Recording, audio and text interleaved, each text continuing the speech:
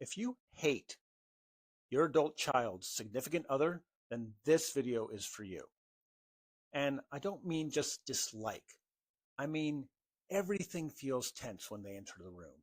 Your stomach drops, your teeth clench, you're trying to figure out what not to say, how to avoid them, how to get around conversations, how to not talk to them. So if that's you, stay with me. Because this situation is really hard to deal with. Because on one hand, you love your child.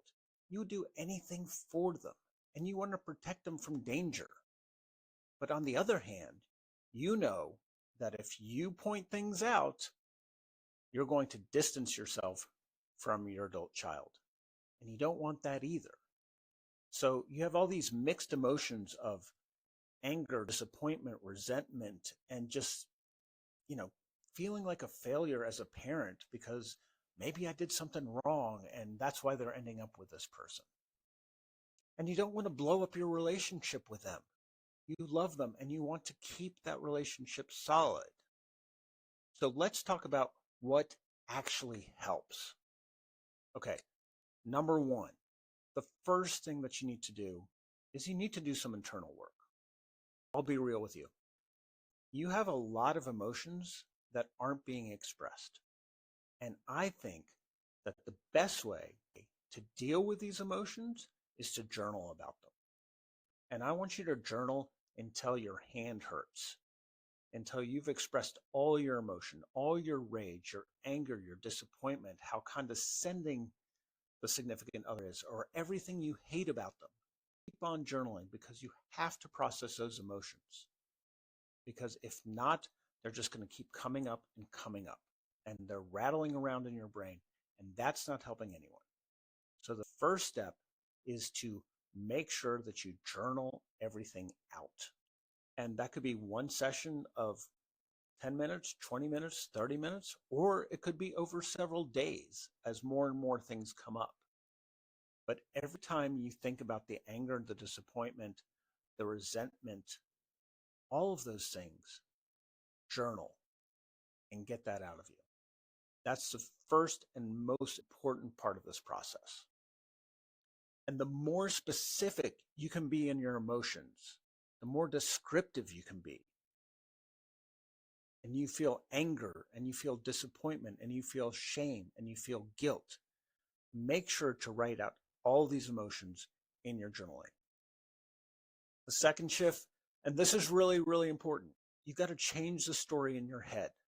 Because I promise you, you are probably catastrophizing. You're saying, well, if I let this go on, they'll end up divorced, or they'll end up in debt, or they'll end up here or there. And that's a really hard thing to stop. But it's really important that you do. And you have to acknowledge to yourself that, hey, this is their path. For whatever reason, this is the path that they're meant to be on. This is their learning curve. This is what they need to do. They need to do this to learn more about themselves. This is a very important learning curve for them. It's also important to remember that your role has shifted. You can't give advice because if you give advice, that's going to lead to judgment.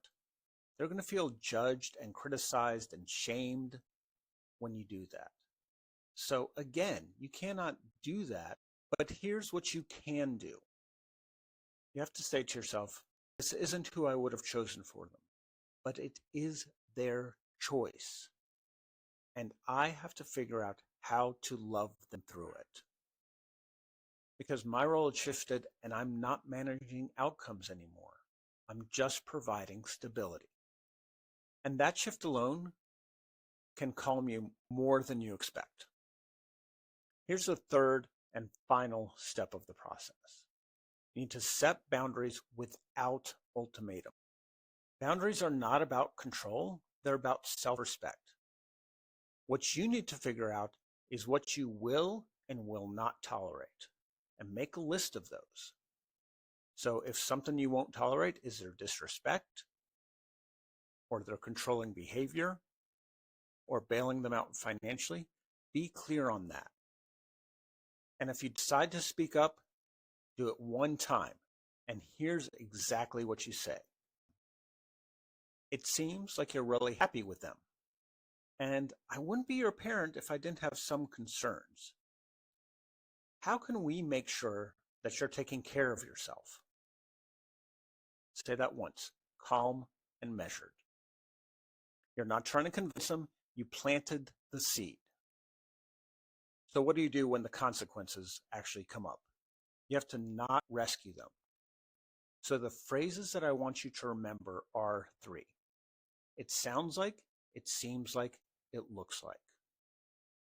So when something comes up, you can say, it sounds like that's a really tough situation to deal with. How are you handling that? Or what's your plan?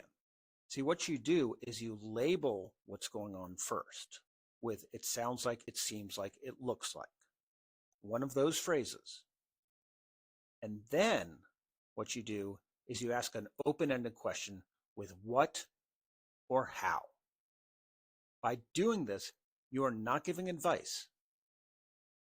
Those questions, what and how questions, promote ownership. They're the only ones who can solve this problem. You let them know before that you had some concerns. You planted that seed. And now here comes the consequences. So use those phrases. It sounds like, it seems like, it looks like. And then follow up with a what or how question.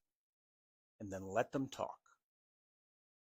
The only person that they're going to take advice from is themselves. And they have to come up with that. So what do we learn? We learned that you have to process your emotions, you have to respect their autonomy, and you have to let them figure this out for themselves. And you're showing them that even when all this craziness happens, you're still there, you're still steady, you're still consistent, and you are not giving advice. So I'm curious, did this resonate for you? Was this helpful? Let me know in the comments, and I'll see you in the next video.